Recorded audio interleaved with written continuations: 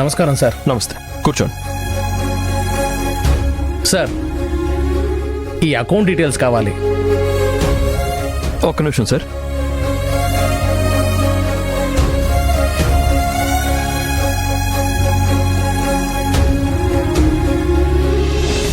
మీ పేరేంటి sir? Sir, Ramarao. Sorry sir, ఇది మీ అకౌంట్ కాదు కదా. సారీ అండి, మేము కస్టమర్ ట్రస్ట్ని బ్రేక్ చేయలేం. అయ్యో సార్, అది మా అమ్మ అకౌంటే. తనకు వయసు అయిపోయి నడవడానికి కూడా కష్టంగా ఉంది సార్. అందుకే అమౌంట్ డ్రా చేసుకోవడానికి నేను వచ్చాను. ఓ, బట్ అకౌంట్ హోల్డర్ కాని వాళ్ళకి మేము ఏ డీటెయిల్స్ చెప్పకూడదు. ఒకసారి ఆవిడని ఇక్కడికి తీసుకొస్తే ఆవిడ అప్రూవల్ ఇస్తే అప్పుడు మీకు డీటెయిల్స్ ఇస్తాం. సార్, నేను ఆవిడ కొడుకుని వచ్చి అడుగుతున్నాను కదా, నాకు ఇవ్వండి సార్. మా అమ్మని ఇక్కడికి తీసుకురాలేను. ఓ అవునా, అయితే ఒక పని చేయండి సార్. ఆవిడ నడవలేని పరిస్థితుల్లో ఉన్నారని చెప్పి డాక్టర్ చేత ఒక సర్టిఫికేట్ రాయించండి. అలాగే ఆవిడ అకౌంట్ డీటెయిల్స్ అన్ని ఇక మీదట మీరే హ్యాండిల్ చేస్తానని ఆవిడ చేత ఒక లెటర్ రాయించి సంతకం పెట్టించి తీసుకురండి. దాంతోపాటు ఆవిడది మీది 2 ఆధార్లు, పాస్పోర్ట్ ఫోటోలు తీసుకురండి. అయ్యో, పెద్ద వర్క్ ఏం లేదు సార్. అకౌంట్లో ఒక 5 లక్షలు ఉంటాయి. విత్డ్రా చేసిస్తే చాలు. ఈ మాత్రానికే ఇంత ప్రొసీజర్ అక్కర్లేదు సార్. కస్టమర్స్ ఇబ్బంది పడతారు కదా సార్. మీరు కొంచెం కస్టమర్స్తో ఫ్రెండ్లీగా ఉండాలి. 5 లక్షలు డ్రా చేసి ఇవ్వండి సార్, వెళ్ళిపోతాను. సార్, అలా చేయడం కుదరదు సార్. అంత డబ్బు విత్డ్రా చేయాలంటే అకౌంట్ హోల్డర్ కంపల్సరీగా ఉండాలి. లేదంటే ఇంతకు మీకు చెప్పాను కదా, ఆవిడ చేత లెటర్ రాయించి సైన్ చేయించి తీసుకురండి. అప్పుడు మీకు అమౌంట్ డ్రా చేసి ఇస్తాను.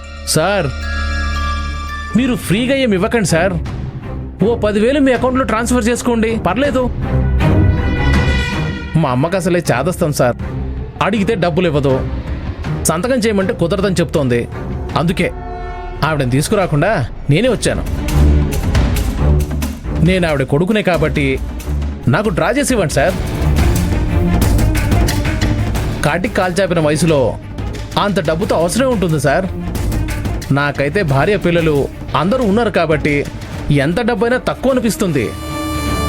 మీరేదో 10ో 15 తీసుకుని ఇచ్చేయండి సార్. అసలు నీకు బుద్ధుందా? నీ కన్న తల్లిని మోసం చేయాలనుకుంటున్నావా? ఎంతో కష్టపడి మీ కాళ్ళ మీద మిమ్మల్ని నిలబడేలా చేసింది కదా, ఆవిడ్ని అలా మోసం చేయడానికి అసలు నీకు మనసు ఎలా వచ్చిందయ్యా? నాడు ముందు నాడు ఇక్కడ నుంచే. ఏమైంది మచ్చా? రేయ్, వీళ్ళమ్మ కష్టపడి కూడబెట్టిన డబ్బుని ఇతను ఆవిడికి తెలియకుండా తీసుకెళ్ళడానికి వచ్చాడంట. ఆ డబ్బు డ్రా చేసిస్తే నాకు లంచం ఇస్తాడంట. అసలు నువ్వు ఎంత పెద్ద తప్పు చేస్తున్నావో తెలుసా? చిన్నప్పటి నుంచి నీ మీదే ఆశలు పెట్టుకొని ఇంత డబ్బు సంపాదించుంటుంది మీ అమ్మ. అలాంటిది ఆవిడికే టోపీ పెట్టాలని చూస్తున్నావా? అసలు నువ్వు మనిషివేనా? చూడు, తల్లిదండ్రుల్ని చూసుకోవడం మన ధర్మం. మీ చిన్నప్పుడు మీ అమ్మగారు ఇలాగే మోసం చేయాలనుకుంటే ఇప్పుడు నీ పరిస్థితి ఎలా ఉండేదో ఒకసారి ఆలోచించు. అమ్మంటే బిడ్డల గురించి ఆలోచించే త్యాగమూర్తి. అలాంటి ఆవిడే సైన్ చెయ్యను అన్నప్పుడు నువ్వెందుకు ఇబ్బంది పడుతున్నావు? ఇలా వచ్చి డబ్బు కొట్టేయాలనుకోవడం తప్పు కదా. చూడు, అమ్మని ప్రేమగా చూసుకోకపోయినా పర్వాలేదు, కానీ ఇలా మోసం చేసి హింసించకండి. ఏదో బాధలో 1-2 మాటలు అంటుంది, అలా అని ఆవిడ పతనం కోరుకోవడం ఎంతవరకు కరెక్ట్? ఇంకొదిలేమచ్చా,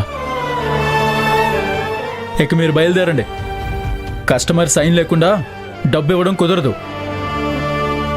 ఇంకోసారి లంచం గించు అంటూ వచ్చారో జైలుకి పంపించాల్సి వస్తుంది. వెళ్ళండి.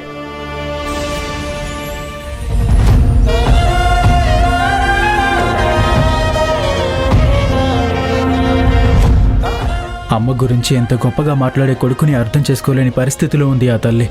ఏం చేస్తాం, అంతా నీ తలరాత.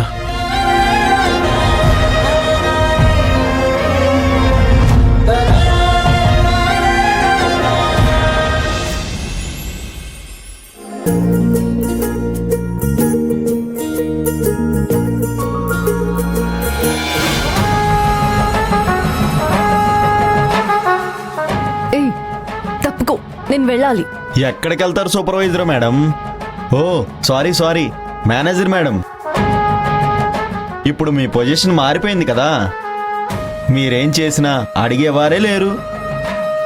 కానీ మేడం, మీలాగా చలాకీతనం నాకు నేర్పించండి మేడం. ప్రమోషన్ దొరికేదాకా త్వరగా రావడం, పని చేయడం, అందరినీ బుట్టలో పడేయటం. ఇప్పుడు మీ పొజిషన్ మారిపోయింది కదా మేడం.